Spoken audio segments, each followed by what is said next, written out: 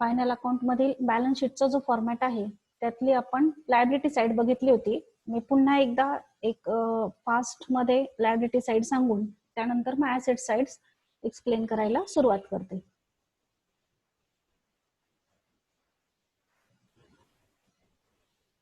बघा, आपण liability side बघितलेली होती फायनल अकाउंट मध्ये.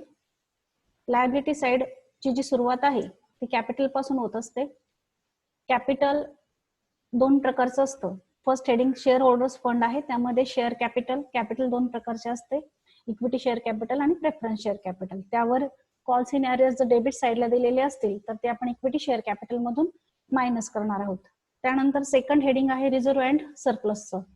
रिझर्व्ह अँड सरप्लस मध्ये आपण सर्व प्रकारचे रिझर्व्ह किंवा सर्व प्रकारचे फंड्स घेणार आहोत except provident fund, pension fund, हे जे वर्कर्सचे असतात ते सोडून बाकीचे सर्व फंड्स किंवा रिझर्व्ह आपण रिझर्व्ह अँड सरप्लस मध्ये घेणार आहोत. त्यानंतर मनी रिसिव्ड अगेन्स्ट शेअर वॉरंट, यामध्ये कुठलाही आयटम येणार नाही. त्यानंतर सेकंड आयटम जो आहे शेअर ऍप्लिकेशन मनी पेंडिंग, यामध्ये पण 99% कुठला आयटम येणार नाही. जरी आला तर तो क्रेडिट साइडला शेअर ऍप्लिकेशन मनी पेंडिंग अलॉटमेंट या नावानेच येईल, तो आपण या समोर लिहिणार आहोत.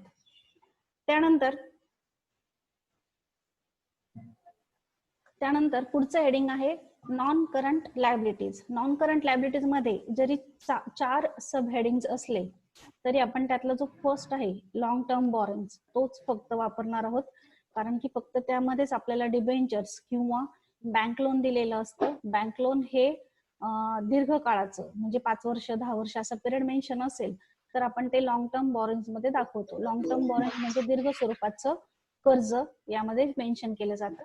आणि पुढचे जे 3 हेडिंग आहेत डिफर्ड टॅक्स लायबिलिटीज, त्यानंतर अदर लॉंग टर्म लायबिलिटीज आणि लॉंग टर्म प्रोव्हिजन, यामध्ये कुठलाही आयटम येणार नाही.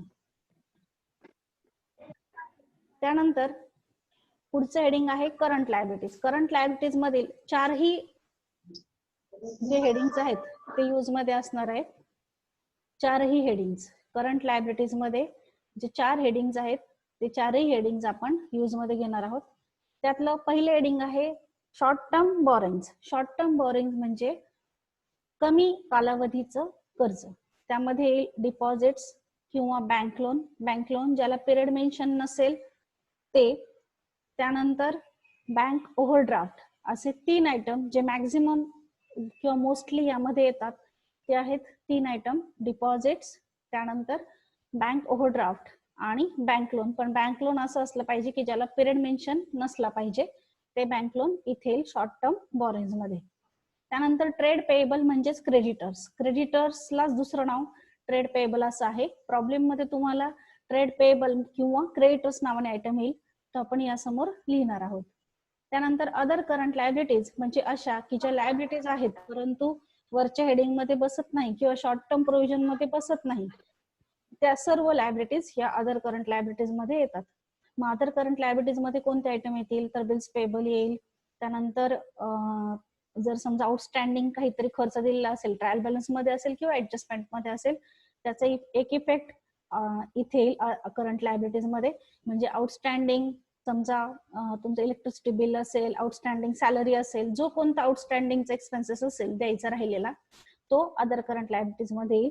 त्यानंतर बिल्स पेएबल येतील. त्यानंतर प्रॉव्हिडंट फंड येईल, पेन्शन फंड येईल. अशा ज्या लायबिलिटीज आहेत परंतु वरच्या हेडिंग मध्ये बसत नाही, त्या सर्व अदर करंट लायबिलिटीज मध्ये मोडतात. त्यानंतर शॉर्ट टर्म प्रोव्हिजन मध्ये 1 वर्षापर्यंतच्या जे प्रोव्हिजन्स असतात, तरतुदी असतात, त्या तरतुदी येतात. त्यामध्ये मोस्टली येणारा आयटम जो आहे तो आहे प्रपोज्ड डिव्हिडंड आणि प्रोव्हिजन फॉर टॅक्सेशन. डिव्हिडंड च्या बाबतीमध्ये डिस्क्रिप्शन मी नंतर तुम्हाला पुढे पुन्हा देणारच आहे. डिव्हिडंड आपल्याला देताना साधारणपणे 2 प्रकारचा देतात प्रॉब्लेम मध्ये. एक डिव्हिडंड पेड असतो, एक प्रपोज डिव्हिडंड असतो, आणि कधी कधी इंटरिम डिव्हिडंड पण देतात. अंतरिम लाभांश जो 2 वार्षिक सभेच्या मध्ये पेड केला जातो त्याला इंटरिम डिव्हिडंड असं म्हणतात. तर इथपर्यंतची लायबिलिटी साइड आपण मागच्या लेक्चरला पाहिली होती. मी फक्त आता तुम्हाला ओव्हरलुक दिला. आता आपण ऍसेट साइड पाहणार आहोत. ऍसेट साइड जी आहे तिच्यामध्ये मेनली 2च भाग पडतात. जसं लायबिलिटी साइड मध्ये 4 भाग पडतात, तसं ऍसेट साइड मध्ये फक्त 2च भाग पडतात. ते आहेत नॉन करंट ऍसेट आणि करंट ऍसेट. दोन भाग आहेत ऍसेट साइडचे, नॉन करंट ऍसेट आणि current asset. Non current asset म्हणजे दीर्घ स्वरूपाच्या, 1 वर्षापेक्षा जास्त कालावधीच्या ज्या ऍसेट्स आहेत, दीर्घ काळाच्या 5 वर्षाच्या 10 वर्षाच्या, त्या सर्व ऍसेट्स नॉन करंट ऍसेट मध्ये मोडतात. आणि करंट ऍसेट म्हणजे 1 वर्षापुरत्या कमी कालावधीच्या ज्या ऍसेट्स आहेत त्या करंट ऍसेट मध्ये मोडतात. मग नॉन करंट ऍसेट जे हेडिंग आहे त्यामध्ये पहिला आयटम आहे, त्या पहिल्यामध्ये पुन्हा ए दिलेला आहे, फिक्स ऍसेट. फिक्स ऍसेट, आपल्याला फिक्स ऍसेट नाव माहिती आहे. फिक्स ऍसेट आपण अशा ऍसेटला म्हणतो की ज्यावर आपण डेप्रिसिएशन चार्ज करतो, त्या सर्व फिक्स ऍसेट असतात. उदाहरणार्थ land and building, plant and machinery, furniture असेल, प्रिमायसेस असेल किंवा एखादी लीज होल्ड प्रॉपर्टी असेल, तर त्याला सर्वांना आपण फिक्स ऍसेट असं म्हणतो. मग यामध्ये फिक्स ऍसेटचे पुन्हा काही भाग केलेले आहेत. तर त्या फिक्स ऍसेटचे 4 भाग केलेले आहेत. एक आहे टँजिबल ऍसेट, दुसरा आहे इनटँजिबल ऍसेट, तिसरा आहे कॅपिटल वर्क इन प्रोग्रेस आणि चौथा आहे इनटँजिबल ऍसेट्स अंडर डेव्हलपमेंट. तर ह्या 4 पैकी हा जो चौथा आहे, इनटँजिबल ऍसेट्स अंडर डेव्हलपमेंट, यामध्ये कोणताही आयटम कधीही येणार नाही. त्यामुळे तुम्ही हे 3च लिहिले तरी चालू शकतात. पहिला आहे टँजिबल ऍसेट. टँजिबल म्हणजे जे आपल्याला डोळ्याने दिसतात, त्या सर्व ऍसेट्स टँजिबल ऍसेट मध्ये मोडतात. मग उदाहरणार्थ समजा तुमची लँड अँड बिल्डिंग आहे, प्लांट अँड मशिनरी आहे, प्रिमायसेस आहे, लीज होल्ड प्रॉपर्टी आहे किंवा फर्निचर आहे, कम्प्युटर आहे, या सर्व टँजिबल ऍसेट मध्ये मोडतात. म्हणजे ज्या तुम्हाला डोळ्यांनी दिसतात त्या सर्व टँजिबल ऍसेट्स आणि फिक्स असणाऱ्या त्या टँजिबल ऍसेट्स आहेत. आणि इनटँजिबल ऍसेट्स कोणत्या आहेत की ज्या अदृश्य स्वरूपाच्या आहेत, ज्या डोळ्यांनी दिसत नाही. उदाहरणार्थ गुडविल असेल तुमचं, कॉपीराइट्स असतील, ते इनटँजिबल ऍसेट्स मध्ये मोडतात. किंवा ट्रेडमार्क्स असतील, ट्रेडमार्क्स फक्त एक डॉक्युमेंट असतं, म्हणजे कोणत्याही स्वरूपाची अशी डोळ्याला दिसणारी ऍसेट नसते. किंवा कॉपीराइट्स आहेत, तुम्ही हक्क घेतलेले असतील एखाद्या गोष्टीचे, तर ते कॉपीराइट्स म्हणून ओळखले जातात. समजा एखाद्या ऑथरने बुक लिहिलं, पुस्तक लिहिलं आणि ते पब्लिश करण्यासाठी दिलं, तर त्याचे हक्क त्या ऑथरकडे रिझर्व असतात, त्याला कॉपीराइट असं म्हणतात. त्यासाठी ते नोंदवावे लागतात आणि त्या व्यक्तीला त्याचे कॉपीराइट्स मिळतात. तर ह्या कॉपीराइट्स असेल किंवा गुडविल असेल, ह्या सर्व ऍसेट ज्या आहेत त्या इनटँजिबल ऍसेट्स आहेत, म्हणजे डोळ्यांना न दिसणाऱ्या. मग त्या सर्व आपण इनटँजिबल ऍसेट्स मध्ये घेणार आहोत. टँजिबल म्हणजे डोळ्याला दिसणाऱ्या पण fix asset, land and building, plant and machinery, furniture, computer, premises, lease hold property, या सर्व टँजिबल मध्ये मोडतात. आणि इनटँजिबल मध्ये अदृश्य स्वरूपाच्या, डोळ्याला न दिसणाऱ्या. त्यानंतर तिसरा आयटम आहे कॅपिटल वर्क इन प्रोग्रेस. हा आयटम ह्याच नावाने येईल, capital work in progress. Trial बॅलन्सची ही डेबिट साइड असणार आहे. जेव्हा ऍसेट साइड सुरू होईल त्यावेळेला आपण ट्रायल बॅलन्सच्या डेबिट साइडचे जे आयटम आहेत ते आपण पोस्टिंग करणार आहोत. मग फिक्स ऍसेट या हेडिंगच्या अंडर, म्हणजे नॉन करंट ऍसेट मधलं पहिलं हेडिंग आहे, त्यातला ए आहे फिक्स ऍसेट. फिक्स ऍसेटच्या अंडर 3 आयटम येतील. आपण चौथा लिहिणार नाही आहोत, कारण की चौथा आयटम कोणत्याही प्रॉब्लेम मध्ये येणार नाही. आपण 3च लिहिणार आहोत, टँजिबल ऍसेट, इनटँजिबल ऍसेट आणि कॅपिटल वर्क इन प्रोग्रेस. त्यातला टँजिबल ऍसेट म्हणजे डोळ्यांना दिसणाऱ्या assets, land and building, plant and machinery, premises, furniture, lease hold property etcetera. Intangible म्हणजे गुडविल, कॉपीराइट, ट्रेडमार्क एक्सेट्रा. आता यामध्ये एक नाव मी घेतलं नाही, ते म्हणजे पेटेंट. पेटेंटच्या बाबतीमध्ये रूल असा आहे की जर तुमच्या पेटेंटवर डेप्रिसिएशन वगैरे सांगितलेलं असेल तर तो आपल्याला टँजिबल मध्ये दाखवावा लागतो, जर डेप्रिसिएशन सांगितलं असेल तर. आणि नसेल तर मग आपण तो इनटँजिबल मध्ये दाखवलं तरी चालतो पेटेंट. त्यानंतर एक लूज टूल्स किंवा स्पेअर पार्ट नावाचा आयटम असतो, त्याचा म्हणजे तो क्षुल्लक स्टॉक असतो, लूज टूल्स किंवा स्पेअर पार्ट. जी कन्झ्युमेबल स्टोअर्स असतात, जे आपण एखाद्या गोष्टीच्या मॅन्युफॅक्चरिंग साठी किंवा असेंब्लीसाठी वापरतो, परंतु त्याची जी व्हॅल्यू आहे ती अतिशय नगण्य असते. उदाहरणार्थ समजा नट बोल्ट्स आहेत, स्क्रूज आहेत, तर नट बोल्ट्स किंवा स्क्रूज हे जे आहेत त्याची व्हॅल्यू फार कमी असते. आपण कॉस्टिंग मध्ये पण पाहिलेलं आहे की आपण त्याला डायरेक्ट मटेरियल मध्ये न घेता इनडायरेक्ट मटेरियल मध्ये घेतो. तर मग असे जर स्पेअर पार्ट असतील किंवा लूज टूल्स असतील, सुटी अवजारे असतील, तर त्याच्यावर जर डेप्रिसिएशन असेल तर आपण तो टँजिबल ऍसेट मध्ये टाकणार आहोत. आणि जर डेप्रिसिएशन नसेल तर ऍज अ स्टॉक म्हणून आपण नंतर तो करंट ऍसेट मध्ये दाखवणार आहोत. म्हणजे 2 गोष्टींच्या बाबतीत आपल्याला नियम लक्षात ठेवायचा आहे. एक आहे पेटेंटच्या बाबतीमध्ये, पेटेंटवर जर डेप्रिसिएशन असेल तर तो तुम्हाला टँजिबल मध्ये घ्यावा लागेल. अदरवाईज इंटँजिबल मध्ये घेतला तरी चालेल. आणि लूज टूल्स किंवा स्पेअर पार्ट दिलेले असतील प्रॉब्लेम मध्ये आणि त्यावर जर डेप्रिसिएशन असेल तर टँजिबल मध्ये दाखवायचा, आणि डेप्रिसिएशन नसेल तर आपण तो करंट ऍसेट मध्ये क्लोजिंग स्टॉकच्या अंडर दाखवणार आहोत. मग पहिलं हेडिंग जे आपण वापरणार आहोत ऍसेट साइडचं, नॉन करंट ऍसेट, त्यामध्ये 1 नंबरला आहे ए फिक्स ऍसेट. फिक्स ऍसेटच्या अंडर हे 3 आयटम आहेत, टँजिबल ऍसेट, इनटँजिबल ऍसेट आणि कॅपिटल वर्क इन प्रोग्रेस. त्यानंतर बी सेक्शन आहे नॉन करंट इन्व्हेस्टमेंट. आता इन्व्हेस्टमेंट तुम्हाला करंट इन्व्हेस्टमेंट मध्ये पण दिली जाणार आहे आणि नॉन करंट इन्व्हेस्टमेंट मध्ये पण दिली जाणार आहे, पण शक्यतो आपण सर्व इन्व्हेस्टमेंट ह्या नॉन करंट इन्व्हेस्टमेंट म्हणूनच दाखवणार आहोत, कारण की गुंतवणुकी ह्या आपल्या दीर्घ स्वरूपाच्याच असतात.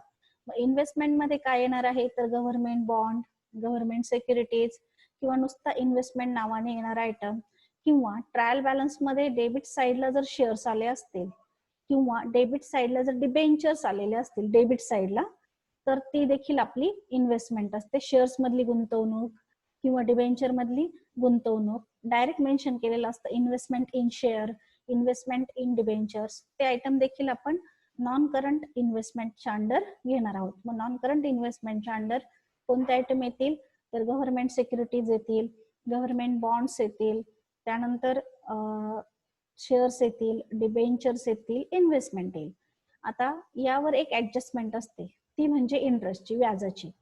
इन्व्हेस्टमेंटवर आउटस्टँडिंग इंटरेस्ट असतं, पण इन्व्हेस्टमेंटची जी व्हॅल्यू आहे ती पूर्णपणे आउटरला दाखवायची, त्यावर कोणतंही कॅल्क्युलेशन म्हणजे प्लस मायनस काही करायचं नाही. सपोज फॉर एक्झाम्पल 1 लाख रुपयाची जर इन्व्हेस्टमेंट असेल आणि त्यावर 5% इंटरेस्ट येणं बाकी असेल, म्हणजे आउटस्टँडिंग असेल इन्व्हेस्टमेंटवर 5% इंटरेस्ट 1 लाखावर, तर ते कॅल्क्युलेशन करून 5,000 रुपये जे इंटरेस्ट येतं ते आपण 1 लाखामध्ये ऍड नाही करणार आहोत. इथे दाखवताना इन्व्हेस्टमेंटची किंमत 1 लाखच दाखवायची, आणि जे काही व्याज आहे ते आपण नंतर आपला जो करंट ऍसेटचं हेडिंग चालू होईल त्यावेळेला तिथे आपण करंट ऍसेटच्या अंडर दाखवणार आहोत. म्हणजे इन्व्हेस्टमेंटची व्हॅल्यू जी काही असेल ती पूर्ण व्हॅल्यू आपल्याला इन्व्हेस्टमेंटच्या समोर दाखवायची आहे.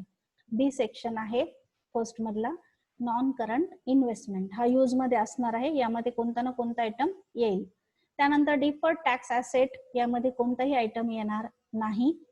त्यानंतर आहे long term loans and advances, यामध्ये देखील कोणताही आयटम येणार नाही. आणि त्यानंतर आहे other non current asset. Other non current asset मध्ये तुम्हाला दिलं जाईल preliminary expenses, discount on issue of shares, discount on issue of debentures, त्यानंतर रिकन्स्ट्रक्शन एक्सपेन्सेस, रिऑर्गनायझेशन एक्सपेन्सेस.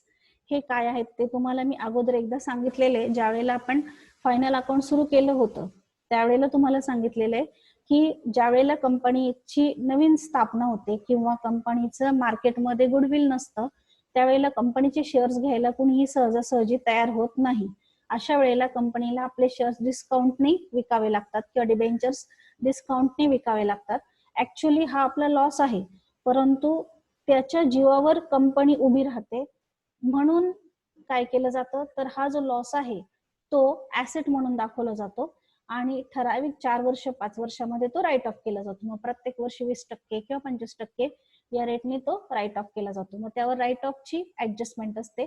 मग यामध्ये येणारा जो खर्च आहे, सॉरी एक्सपेन्सेस आहेत, ते आहेत preliminary expenses. Other non current asset मध्ये येतात प्रिलिमिनरी एक्सपेन्सेस. प्रिलिमिनरी एक्सपेन्सेस मध्ये कंपनीच्या रजिस्ट्रेशनचा खर्च इन्क्लूड असतो, किंवा तुम्हाला येतील discount on issue of shares, discount on issue of debentures, किंवा अंडर रायटिंग कमिशन येऊ शकतं. अंडर रायटिंग कमिशन म्हणजे आपले भाग आपण विमे करायला विकायला देतो ब्रोकरला, आणि त्या ब्रोकरला जे कमिशन दिलं जातं त्याला अंडर रायटिंग कमिशन असं म्हणतात. मराठीमध्ये त्याला भाग विमे करायला दिली जाणारी दलाली असं म्हटलं जातं. तर तो आयटम देखील याच्या अंडर येणार अदर नॉन करंट ऍसेट मध्ये, आणि त्यावर राईट ऑफची ऍडजस्टमेंट असणार आहे. समजा राईट ऑफ प्रिलिमिनरी एक्सपेन्सेस 25% किंवा write off discount on issue of shares 25% और 20% ऍज इट इज, जे काय असेल ते. तर मग जे तुमचं पहिलं हेडिंग आहे ऍसेट साइडचं नॉन करंट ऍसेट, त्यामध्ये फिक्स ऍसेट, फिक्स ऍसेटच्या अंडर जे 3 आहेत ते तिन्ही युजेबल आहेत, म्हणजे तिन्हीमध्ये कोणता ना कोणता आयटम येईल. टँजिबल ऍसेट, इनटँजिबल ऍसेट आणि कॅपिटल वर्क इन प्रोग्रेस. त्यानंतर नॉन करंट इन्व्हेस्टमेंट यामध्ये कोणता ना कोणता आयटम येईल. डिफर्ड टॅक्स ऍसेट मध्ये कोणताही आयटम येणार नाही. Long term loans and advances मध्ये देखील कोणताही आयटम येणार नाही. आणि अदर नॉन करंट ऍसेट मध्ये येतील preliminary expenses, discount on issue of shares, discount on issue of debenture, त्यानंतर underwriting commission, reorganisation expenses, reconstruction expenses etcetera. हे झाला एक भाग तुमच्या ऍसेट मधला नॉन करंट ऍसेट. त्यानंतर दुसरा भाग आहे करंट ऍसेट. करंट ऍसेट मध्ये हे जे आहेत हेडिंग, सर्व एकूण 6 हेडिंग आहेत. तर 6 हेडिंग पैकी जो पहिला आहे करंट इन्व्हेस्टमेंट, तो आपण वापरणार नाही. कारण इन्व्हेस्टमेंट आपल्याला लॉंग टर्म मध्ये पण होतं, म्हणजे नॉन करंट मध्ये पण होते. मग आपण लॉंग टर्म इन्व्हेस्टमेंटच वापरणार आहे, करंट इन्व्हेस्टमेंट आपण वापरणार नाही. पण एखाद्या प्रॉब्लेम मध्ये जर इन्व्हेस्टमेंट नावाचा आयटम आला आणि कंसात म्हटलं करंट, किंवा देताना जर करंट इन्व्हेस्टमेंट नावाने आयटम आला, तर मात्र तो आपण याच्या समोर दाखवणार आहोत. अदरवाईज आपण या अगोदरचं जे हेडिंग आहे तेच वापरणार आहोत. हे हेडिंग आपण वापरणार नाही. करंट इन्व्हेस्टमेंटचं हेडिंग आपण शक्यतो वापरणार नाही. ट्रायल बॅलन्स मध्ये स्पेसिफिक उल्लेख असेल करंट इन्व्हेस्टमेंट म्हणून, तरच आपण इथे तो आयटम दाखवणार आहोत. त्यानंतर दुसरा आयटम आहे इन्व्हेंटरीज. इन्व्हेंटरीज म्हणजेच स्टॉक. स्टॉक जो क्लोजिंग स्टॉक आहे त्याचा इफेक्ट आपण इथे देणार आहोत. आता क्लोजिंग स्टॉक सोडून काही प्रॉब्लेम मध्ये लाईव्ह स्टॉक येऊ शकतो, तो देखील इथे द्यायचा आहे. त्यानंतर स्पेअर पार्ट असतील किंवा लूज टूल्स असतील आणि त्यावर ऍडजस्टमेंट नसेल, तर आपण तो आयटम इन्व्हेंटरीज मध्ये दाखवणार आहोत.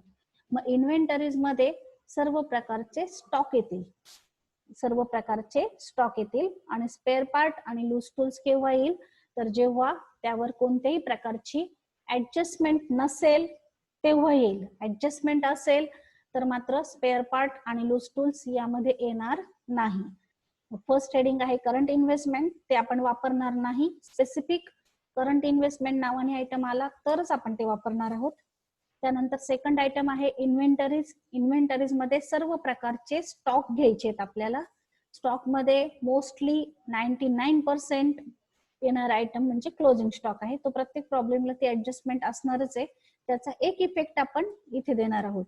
त्यानंतर लाईव्ह स्टॉक असू शकतो, नुसता स्टॉक नावाने आयटम येऊ शकतो, किंवा stores, spare part, loose tools या नावाने जर आयटम आला तो देखील आपल्याला इथे दाखवायचा आहे. फक्त त्यावर डेप्रिसिएशन नसेल तर. डेप्रिसिएशन असेल तर मात्र तो आपल्याला टँजिबल ऍसेट मध्ये दाखवावा लागेल. त्यानंतर आहे ट्रेड रिसिवेबल. ज्याप्रमाणे क्रेडिटर्सचं नाव झालेलं आहे ट्रेड पेएबल, त्याचप्रमाणे जे आपले डेटर्स आहेत त्याचं नाव झालेलं आहे ट्रेड रिसिवेबल. म्हणजे डेटर्स आहेत त्यावर आपली नेहमीची येणारी ऍडजस्टमेंट म्हणजे आरडीडी किंवा बॅड डेब्ट्स ही ऍडजस्टमेंट असू शकते. शक्यतो आरडीडीची ऍडजस्टमेंट प्रत्येक प्रॉब्लेमला असू शकते.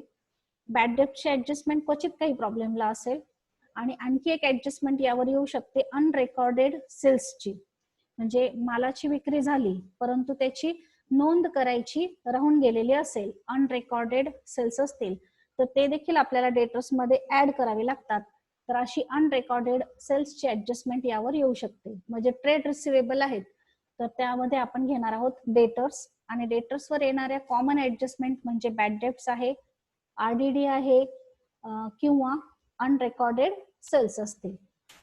त्याचा सेकंड इफेक्ट आपण प्रॉफिट अँड लॉसला दाखवणार आहोत. जेव्हा प्रॉफिट अँड लॉसचे हेडिंग येतील त्यावेळेला मी सेकंड इफेक्ट सांगेल. त्यानंतर पुढचे हेडिंग आहे cash and cash equivalent. Cash म्हणजे तुमची कॅश इन हँड, रोख स्वरूपातली जी कॅश तुमच्याकडे आहे ती कॅश इथे दाखवायची आहे. आणि कॅश अँड कॅश इक्विव्हॅलंट म्हणजे कॅश सदृश्य किंवा कॅश समकक्ष, रोकड समकक्ष ज्या काही गोष्टी असतील त्या सर्व यात येतील. म्हणजे तुमचा बँकेत बॅलन्स असेल तर तो देखील यामध्ये येईल, बँकेचा बॅलन्स यामध्ये येईल. त्यानंतर इतर तुमची कोणत्याही बँकेमध्ये कॅश असेल तर ती देखील यामध्ये येईल. मग कॅश अँड कॅश इक्विव्हॅलंट मध्ये काय येईल तर कॅश इन हँड येईल आणि कॅश ऍट बँक येईल. किंवा कुठल्याही प्रकारे कुठल्याही बँकेत कॅश असेल, cash in SBI, cash in central bank, cash in Maharashtra bank, कुठल्याही याच्यामध्ये असेल तर ती कॅश अँड कॅश इक्विव्हॅलंट मध्ये येईल. हे आहे तुमचं करंट ऍसेट मधलं चौथं हेडिंग. त्यानंतर पाचवं हेडिंग आहे short term loans and advances. Short term loans and ऍडव्हान्सेसला जर समजा तुम्हाला ट्रायल बॅलन्स मध्ये लोन्स अँड ऍडव्हान्सेस नावाचा आयटम दिलेला असेल डेबिट साइडला, तर तो ह्या हेडिंगच्या अंडर येईल. किंवा ऍडजस्टमेंट मध्ये किंवा ट्रायल बॅलन्स मध्ये जर प्रीपेड नावाचा एखादा खर्च असेल, म्हणजे अगाऊ आपण पेड केलेला असेल, ऍडव्हान्स मध्ये एखादा खर्च पेड केलेला असेल, त्याला आपण प्रीपेड असं म्हणतो. जनरली येणारी ऍडजस्टमेंट ही प्रीपेड इन्शुरन्सची असते. तर त्या प्रीपेडचा एक इफेक्ट हा short term loans and advances मध्ये दाखवायचा असतो. Short term loans and advances मध्ये काय येणार आहे, तर लोन्स अँड ऍडव्हान्सेस नावाचा आयटम जर आलेला असेल डेबिट साइडला, तर तो येईल. किंवा ऍडजस्टमेंट मध्ये किंवा ट्रायल बॅलन्स मध्ये जर एखादा प्रीपेड एक्सपेन्सेस असेल, आगाऊ पेड केलेला असेल आपण एखादा खर्च, तर तो देखील त्याचा एक effect short term loans and advances मध्ये येईल. आणि लास्ट हेडिंग आहे अदर करंट ऍसेट. यामध्ये एकच आयटम येतो, तो म्हणजे आउटस्टँडिंग इंटरेस्ट ऑन इन्व्हेस्टमेंट. मी तुम्हाला इन्व्हेस्टमेंटवर इंटरेस्टचं एक उदाहरण सांगितलं होतं. एक फॉर एक्झाम्पल म्हणून आपण 1 लाखाची इन्व्हेस्टमेंट गृहीत धरली होती आणि 5% त्यावर व्याज कॅल्क्युलेट केलं होतं 5,000 रुपये. मी तुम्हाला सांगितलं होतं की ते इन्व्हेस्टमेंट मध्ये आपल्याला ऍड नाही करायचंय, तर त्याचा इफेक्ट सेपरेट द्यायचा आहे. तर तो इफेक्ट इथे येणार आहे अदर करंट ऍसेट मध्ये. इथे आपण आउटस्टँडिंग इंटरेस्ट ऑन इन्व्हेस्टमेंट जर असेल तर ते यासमोर दाखवलं जातं. दुसरा कोणताही आयटम यामध्ये येत नाही. मग बघा, ऍसेट साइडचे 2 भाग केलेले आहेत. पहिला भाग आहे तर नॉन करंट ऍसेट आणि दुसरा भाग आहे current asset. Non current asset जे आहेत त्यामध्ये दीर्घ स्वरूपाच्या ज्या ऍसेट्स आहेत त्या आपण घेतो. मग दीर्घ स्वरूपाच्या ऍसेट्स मध्ये पहिलं हेडिंग दिलेलं आहे फिक्स ऍसेट. फिक्स ऍसेट मध्ये 3 आयटम आहेत. त्यातला जो कॅपिटल वर्क इन प्रोग्रेस आहे तो डायरेक्ट त्याच नावाने येणार आहे. टँजिबल आणि इनटँजिबल, डोळ्यांना दिसणाऱ्या आणि अदृश्य स्वरूपाच्या तुम्हाला ओळखता येतात. जनरली इनटँजिबल मध्ये गुडविलच येईल, दुसरा कोणता आयटम येणार नाही. पण एखाद दुसऱ्या प्रॉब्लेम मध्ये कॉपीराईट किंवा ट्रेडमार्क्स वगैरे येऊ शकतात. आणि टँजिबल मध्ये मात्र land and building, plant and machinery, furniture, computer, ज्या तुम्हाला डोळ्याने दिसतात त्या सर्व ऍसेट्स या टँजिबल ऍसेट्स मध्ये येतील. त्यानंतर हे जे चौथं हेडिंग आहे ते लिहायचं पण नाही आपल्याला फॉर्मॅटमध्ये, कारण की त्यामध्ये कोणताही आयटम येत नाही. नॉन करंट इन्व्हेस्टमेंट हा दुसरा आयटम आहे नॉन करंट ऍसेट मधला. त्यामध्ये सर्व प्रकारचे इन्व्हेस्टमेंट आपण दाखवणार आहोत. Government bond, government securities, shares, debentures डेबिटला आले असतील तर ते, आणि त्यावर येणारी कॉमन ऍडजस्टमेंट म्हणजे आउटस्टँडिंग इंटरेस्टची असणार आहे. त्यानंतर डिफर्ड टॅक्स ऍसेट मध्ये कोणताही आयटम येणार नाही. Long term loans and advances मध्ये कोणताही आयटम येणार नाही. आणि अदर नॉन करंट ऍसेट मध्ये आपल्याला लिहायचे आहेत preliminary expenses, underwriting commission, discount on issue of shares, discount on issue of debentures, reorganisation expenses आणि रिकन्स्ट्रक्शन एक्सपेन्सेस. मग नॉन करंट ऍसेट साइडचे जे हेडिंग आहेत ते एकूण 5 हेडिंग आहेत. 5 हेडिंग पैकी आपल्याला फक्त 3च हेडिंग यूज मध्ये आहेत. फिक्स ऍसेटचे यूज मध्ये आहे, नॉन करंट इन्व्हेस्टमेंटचे यूज मध्ये आहे आणि अदर नॉन करंट ऍसेटचे यूज मध्ये आहेत. हे जे मधले 2 आहेत डिफर्ड टॅक्स ऍसेट आणि long term loans and advances ते काही वापरायचे नाहीयेत. त्यानंतर जो दुसरा भाग आहे तो आहे करंट ऍसेट. करंट ऍसेट मध्ये 6 हेडिंग आहेत आणि 6च्या 6 हेडिंग आपल्याला वापरायचे आहेत. फक्त ह्या जो पहिला आहे करंट इन्व्हेस्टमेंट, तो बाय चान्स कधीतरी एखाद्या प्रॉब्लेम मध्ये जर करंट इन्व्हेस्टमेंट आली तरच तिथे दाखवायची आहे, नाहीतर तो हे हेडिंग आपल्याला वापरावं लागणार नाही. बाकीचे जे 5 हेडिंग आहेत ते आपल्याला प्रत्येक प्रॉब्लेम मध्ये वापरायचे आहेत. इन्व्हेंटरी मध्ये आपण सर्व प्रकारचे स्टॉक दाखवणार आहोत. त्यात नेहमी येणारा म्हणजे क्लोजिंग स्टॉकची ऍडजस्टमेंट असते. त्यानंतर ट्रेड रिसिवेबल मध्ये आपण डेटर्स दाखवणार आहोत. डेटर्स सोबत बिल्स रिसिवेबल पण इथेच दाखवायचे. आपण लायबिलिटी साइडला ट्रेड पेएबल वेगळे दाखवतो आणि bills payable other current liabilities मध्ये दाखवतो. पण रिसिवेबल मध्ये मात्र डेटर्स आणि बिल्स रिसिवेबल एकत्र दाखवायचे. ह्याच हेडिंगच्या अंडर आपण रिसिवेबल पण दाखवणार आहे, बिल्स रिसिवेबल, आणि ह्याच हेडिंगच्या अंडर आपण डेटर्स पण दाखवणार आहोत. डेटर्स वर नेहमीप्रमाणे बॅड डेप्ट, आरडीडी आणि बाय चान्स एखाद्या प्रॉब्लेम मध्ये अनरेकॉर्डेड सेल्सची ऍडजस्टमेंट असू शकते. त्यानंतर कॅश अँड कॅश इक्विव्हॅलंट मध्ये आपण सर्व प्रकारचे कॅश आणि बँकेत असणारे बॅलन्सेस जे आहेत ते इथे दाखवणार आहोत. Short term loans and advances मध्ये आपण प्रीपेड एक्सपेन्सेस दाखवणार आहोत. त्यानंतर एखादं लोन दिलेलं असेल डेबिट साइडला ट्रायल बॅलन्स मध्ये तर तो दाखवणार आहोत. आणि अदर करंट ऍसेट मध्ये फक्त आणि फक्त आउटस्टँडिंग इंटरेस्ट ऑन इन्व्हेस्टमेंट दाखवणार आहोत. इथे आपलं बॅलन्स शीट संपतंय. तुम्हाला मी ह्याच्या फॉर्मॅट आणि प्रत्येक हेडिंगच्या अंडर काय येतं त्याच्या ज्या नोट्स आहेत त्या मी तुम्हाला क्लासरूमला शेअर करणार आहेत. आता कुणीही लिहून घेण्याची गरज नाहीये. आता इथे आपलं बॅलन्स शीट संपलं.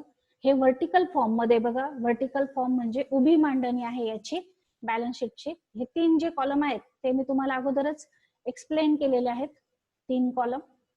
त्या 3 कॉलम मध्ये पहिला कॉलम आहे नोट नंबरचा, दुसरा कॉलम आहे करंट इयरचा म्हणजे करंट इयरची तारीख आणि तिथे रुपीज येतील. इथे प्रिव्हियस इयरचा कॉलम आहे.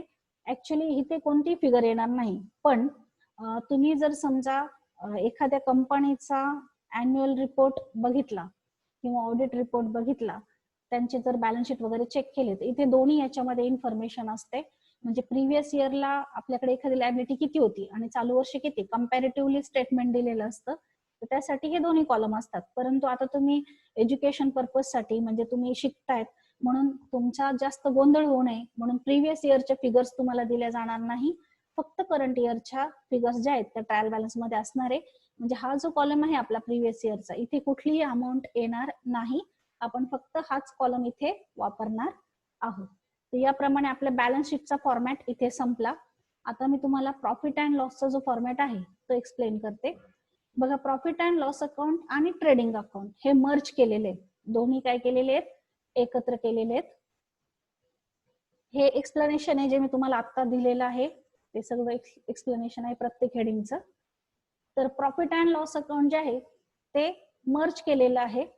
मर्ज केलेले म्हणजे ट्रेडिंग आणि प्रॉफिट अँड लॉस अकाउंट हे एकत्र केलेले.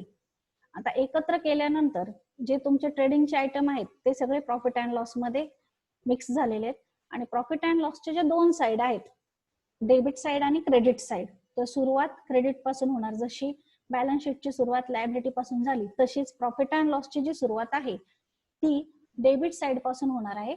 मग डेबिट साइडला बघा, पहिला आयटम आहे, सॉरी क्रेडिट साइड पासून पहिला आयटम आहे revenue from operation. Revenue from operation business आपण जी करतो त्याला ऑपरेटिंग ऍक्टिव्हिटी असं म्हणतात. आणि ही जी ऑपरेटिंग ऍक्टिव्हिटी आहे याच्यापासून जो आपल्याला उत्पन्न मिळणार आहे, इन्कम मिळणार आहे, त्याला रेव्हेन्यू फ्रॉम ऑपरेशन असं म्हटलं जातं. मग यामध्ये कोणता आयटम येणार आहे, तर आपल्याला उत्पन्न कशातून मिळतं, तर विक्रीतून मिळतं. आपण जो तयार केलेला माल असेल किंवा आपला जर बिझनेस खरेदी आणि विक्रीचा असेल तर आपल्याकडे तयार असलेला माल जो आपण विकणार आहे म्हणजे सेल्स, तर त्यातून आपल्याला उत्पन्न मिळणार आहे. म्हणजे रेव्हेन्यू फ्रॉम ऑपरेशन मध्ये येणारा जो मेन आयटम आहे तो आहे सेल्स. आणि सेल्सवर नेहमीप्रमाणे सेल्स रिटर्न दिलेले असतात, ते आपण सेल्स मधून लेस करतो. त्यानंतर दुसरा आयटम असा येऊ शकतो की डायरेक्ट त्याच नावाने आयटम येईल, रेव्हेन्यू फ्रॉम ऑपरेशन. ह्या नावाने जरी आयटम आला तरी तो आपण इथे घेणार आहोत. आता यामध्ये एक पॉइंट टाकायचं राहिलेला आहे. रेव्हेन्यू फ्रॉम ऑपरेशन नंतर इथे 2 प्रकारचे रेव्हेन्यू असतात, एक असतो ग्रॉस आणि दुसरा असतो नेट. जर आपल्याला प्रॉब्लेम मध्ये एक्साइज ड्युटी दिलेली असेल तर आपल्याला ती इथून लेस करायची रेव्हेन्यू फ्रॉम ऑपरेशन मधून आणि परत जे उत्तर येईल त्याला म्हणायचे रेव्हेन्यू फ्रॉम ऑपरेशन नेट. म्हणजे इथे हा ग्रॉस येईल आणि त्यातून एक्साइज ड्युटी जर दिलेली असेल तर ती लेस करून परत रेव्हेन्यू फ्रॉम ऑपरेशन काढायचं आहे आणि कंसात म्हणायचंय नेट म्हणजे निव्वळ. त्यानंतर अदर इन्कम मध्ये उरलेले सर्व इन्कम्स येतील. मग सेल्स सोडून इतर जे इन्कम आहेत ते सगळे अदर इन्कम मध्ये येतील. उदाहरणार्थ समजा डिस्काउंट रिसिव्ह असेल, रेंट रिसिव्ह असेल, कमिशन रिसिव्ह असेल, म्हणजे प्रॉफिट अँड लॉसच्या क्रेडिट साइडला जे आयटम येतात ते सगळे इन्कम्स असतात, ते सगळे एकत्रितरित्या अदर इन्कम मध्ये येतात. मग त्यामध्ये कमिशन, रेंट, डिस्काउंट रिसिव्ह असेल तर किंवा ट्रायल बॅलन्स मध्ये क्रेडिट साइडला आलेले असतील तर ते अदर इन्कम मध्ये येतात. त्यानंतर शेअर ट्रान्सफर फीज आलेली असेल क्रेडिट साइडला ट्रायल बॅलन्स मध्ये तर ती देखील अदर इन्कम मध्ये येते. मग जी तुमची टोटल रेव्हेन्यू आहे त्यामध्ये 2 गोष्टी येतात. पहिला रेव्हेन्यू फ्रॉम ऑपरेशन म्हणजे सेल्स आणि दुसरा जो आहे तो आहे other income. Revenue from operation मध्ये जनरली येणार आयटम 99.99% सेल्सच असणार आहे, पण बाय चान्स एखाद दुसऱ्या प्रॉब्लेम मध्ये तुम्हाला इतर आयटम म्हणजे रेव्हेन्यू फ्रॉम ऑपरेशन या नावाने येऊ शकतो किंवा मिसलेनियस रेव्हेन्यू फ्रॉम ऑपरेशन या नावाने येऊ शकतो किंवा अदर रेव्हेन्यू फ्रॉम ऑपरेशन या नावाने देखील येऊ शकतो. तर तो आपण रेव्हेन्यू फ्रॉम ऑपरेशनच्या अंडर घेणार आहोत. त्यानंतर त्यातून एक्सेस ड्युटी दिलेली असेल तर लेस करायची, नसेल तर नाही केली तरी चालते. आलेल्या उत्तराला म्हणायचं रेव्हेन्यू फ्रॉम ऑपरेशन कंसात नेट. त्यानंतर त्यामध्ये अदर इन्कम्स ऍड होतात. अदर इन्कम्स मध्ये प्रॉफिट अँड लॉस अकाउंटच्या क्रेडिट साईडला जे आयटम आपण दाखवतो, उदाहरणार्थ कमिशन रिसिव्ह, त्यानंतर डिस्काउंट रिसिव्ह, त्यानंतर rent receive, share transfer fee, हे सगळे क्रेडिट साईडला येणारे आयटम आहेत. ते सर्व अदर इन्कमच्या अंडर दाखवायचे. त्यानंतर दोन्हींची बेरीज करायची आणि त्याला म्हणायचं टोटल रेव्हेन्यू. म्हणजे हा झाला आपला क्रेडिट साईड कम्प्लीट होते. रेव्हेन्यू फ्रॉम ऑपरेशन आणि अदर इन्कमचे अंडर येणारे सर्व आयटम जे आहेत ते ट्रायल बॅलन्स मध्ये क्रेडिट साईडला दाखवलेले असतात. मग क्रेडिट साईडची जी हेडिंग आहेत ते फक्त दोनच आहेत. एक आहे रेव्हेन्यू फ्रॉम ऑपरेशन आणि दुसरं आहे अदर इन्कम. डेबिट साईडला मात्र जास्त हेडिंग आहेत. डेबिट साईडची हेडिंग आपण उद्या एक्सप्लेन करून घेऊ आणि उद्या तुम्हाला प्रत्येक हेडिंगच्या अंडर जे येतं ते पुन्हा दाखवलं जाईल आणि त्यानंतर परवापासून आपण याचे प्रॉब्लेम चालू करणार आहोत. ज्या नोट्स आहेत म्हणजे प्रत्येक हेडिंगच्या अंडर काय येतं आणि याचा फॉर्मॅट हा मी तुम्हाला गुगल क्लासरूमला संध्याकाळी शेअर करते, त्यावरून तो तुम्ही घ्या.